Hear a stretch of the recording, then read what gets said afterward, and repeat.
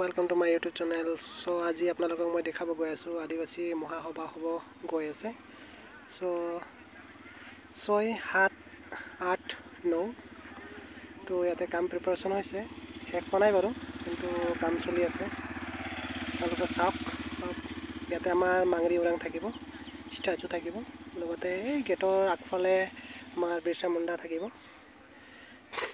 আৰু বহুত বনাবলগীয়া হৈ আছে বাৰু।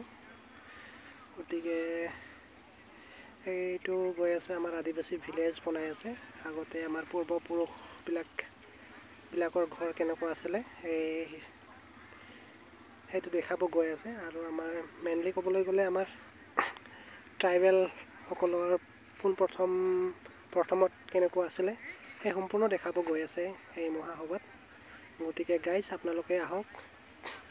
বৰঙাজুলি, ওদালগুৰি ডিষ্ট্ৰিক্টৰ বৰঙাজুলি টি গাৰ্ডেনৰ জাহাজ বিলত হ'ব গৈ আছে 6, 7, 8 আৰু 9। গতিকে আপোনালোকে আহক আৰু এই মহাসভা উপভোগ কৰক। লগতে আমাৰ ৰাইজৰ বিভিন্ন ধৰণৰ সমস্যাৰ লৈ ইয়াতে চিন্তা চৰ্চা কৰা হ'ব, লগতে আলোচনা কৰা হ'ব কি ধৰণৰ এই আদিবাসী সমাজৰ সমস্যাবোৰ দূৰ কৰিব পাৰিব। এই যিহেতু 6, 7, 8 তাৰিখ 3 দিনীয়া তাতে ডেলিগেটছ বহিব। গতিকে আপোনালোকে আহক। যিসকলে আমাৰ দূৰ দূৰণিৰ ডিষ্ট্ৰিক্টসমূহ আছে তেওঁলোকক বিনম্ৰ অনুৰোধ কৰা গ'ল, আহক সকলোৱে মিলি আমাৰ আদিবাসী জাতিৰ সমস্যাবোৰ দূৰ কৰিবলৈ এই মহাসভাত চেষ্টা কৰিম। এয়া মই লোকেশ্যন আপোনালোকক দেখাব গৈ আছোঁ। বৰঙাজুলি টি গাৰ্ডেনৰ জাহাজ বিলত হ'ব গৈ আছে এই প্ৰগ্ৰাম, ওদালগুৰি ডিষ্ট্ৰিক্টৰ। গতিকে গাইজ ইয়াতে আমাৰ চাৰণা ঝাণ্ডা থাকিব ইয়াতে মেইন ইয়াতে। তো ইয়াতে যিদিনাখন চাৰণা ঝাণ্ডা লগা হ'ব ফুল্লি সিদিনাখন চাই ভাল লাগিব নিশ্চয়। গতিকে আহক, আপোনালোক উপভোগ কৰিব। সেইটো আমাৰ এম ইয়াৰ মিনিংটো হৈছে মহাসভা। গতিকে ইয়াতে ডেক'ৰেশ্যন কৰা হ'ব। এতিয়ালৈকে মাত্ৰ তামোল খুঁটিটো গাড়িছে মাত্ৰ, ইয়াতে ডেক'ৰেশ্যন হ'ব পৰা নাই বাৰু। সময় আছে এতিয়া, মোটামুটি 5-6 দিন আছে ইয়াতে ডেক'ৰেশ্যন হ'বৰ কাৰণে। গতিকে হৈ যাব, এতিয়া চবে কামত লাগি আছে। আৰু গাইজ ইয়াতে ফ্লেগ হোষ্টিং হ'ব। আমাৰ যিহেতু অসমত যিকেইটা ডিষ্ট্ৰিক্ট আছে সেই ডিষ্ট্ৰিক্টৰ আমাৰ ডিষ্ট্ৰিক্ট সমিতিৰ ইয়াতে ফ্লেগ থাকিব। আঞ্চলিকত নাথাকিব বাৰু, ডিষ্ট্ৰিক্টত থাকিব। প্ৰত্যেকটো ডিষ্ট্ৰিক্টৰে থাকিব ইয়াতে ফ্লেগ ফ্লেগ হোষ্টিং হ'ব। প্ৰত্যেকটো ডিষ্ট্ৰিক্টৰে ইয়াতে ফ্লেগ হোষ্টিং কৰা হ'ব। গতিকে গাইজ মই আপোনালোকক দেখাব গৈ আছোঁ, ফ্লেগ হোষ্টিং এৰিয়া হ'ব এইটো। তো সেইদিনাখন নিশ্চয় ভাল লাগিব বাৰু, আপোনালোকে আহিব নিশ্চয়। সেইদিনাখন অল অসমৰ পৰা আহিব মানুহ, বহুত ভিৰ হ'ব। গতিকে চাইও ভাল লাগিব।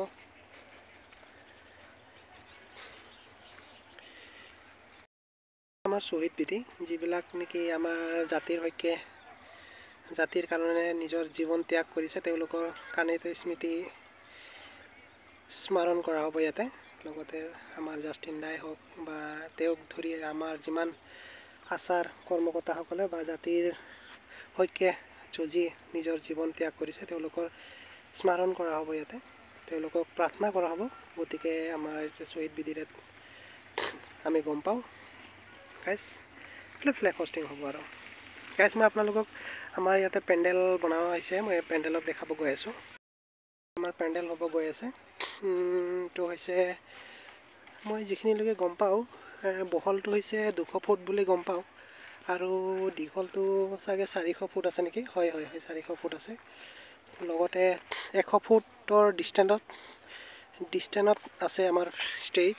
গতিকে মই ষ্টেজকো দেখাব গৈ আছোঁ।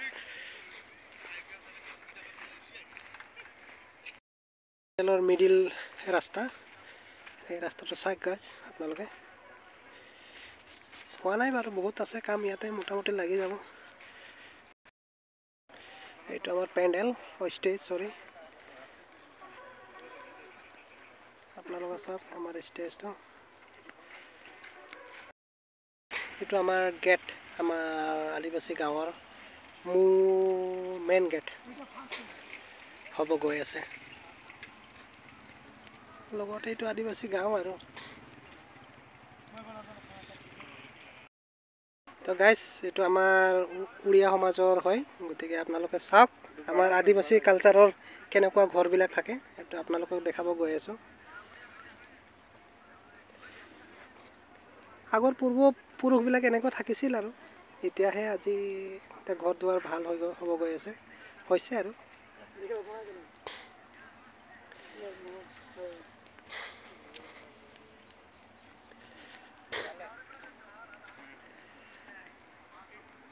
এইটো ঘৰ বা কাৰ এইটো ক'ব নোৱাৰোঁ কোনটো সমাজৰ হয় যে নহওক আদিবাসীৰ হয় বাৰু গতিকে ভাল লাগিছে সেনেকুৱাই আমাৰ পূৰ্বপুৰুষবিলাক এনেকুৱা আছিলে আৰু ঘৰবিলাক এইটো চাগে আমাৰ মন্দিৰ ঘৰ হ'ব ঘৰটো গতিকে যিহেতু আমি আদিবাসী ক'বলৈ গ'লে মেইনলি চাৰনাৰ পৰো মেইন আদিবাসীৰ জাতি হিচাপত যদি আমি চাওঁ তাৰপাছত আমাৰ হিন্দু খ্ৰীষ্টান কিবা কিবি আছে বাৰু এইটো পাছৰ কিন্তু মেইনলি আদিবাসী হিচাপত চাবলৈ গ'লে চৰণা হিচাপত আমি গম পাওঁ নিজকে গতিকে সন্মান কৰাটো বৰ দৰকাৰ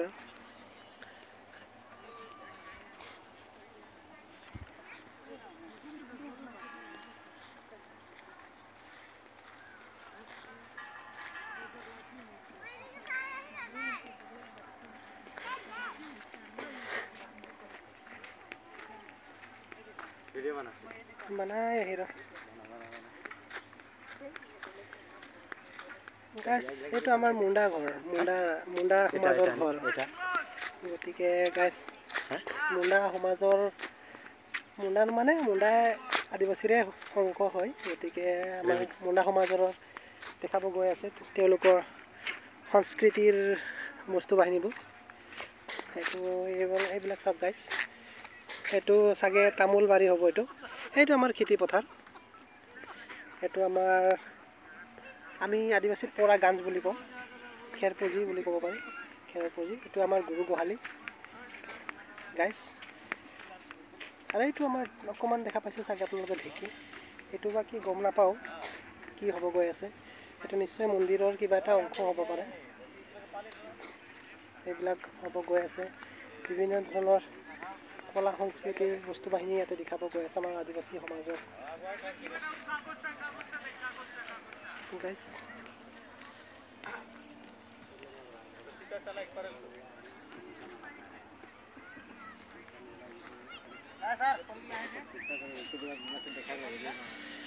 তো গাইজ ধন্যবাদ থাকিল আজিৰ ভিডিঅ' ইয়াতে সমাপ্ত কৰিব লাইক আৰু শ্বেয়াৰ কৰিব আৰু কমেণ্ট কৰিব এইবাৰ 2020 মানে 20তম আদিবাসী মহাসভাৰ হ'ব গৈ আছে আপোনালোকে লাইক আৰু কমেণ্ট আৰু শ্বেয়াৰ কৰিব থেংক ইউ গাইজ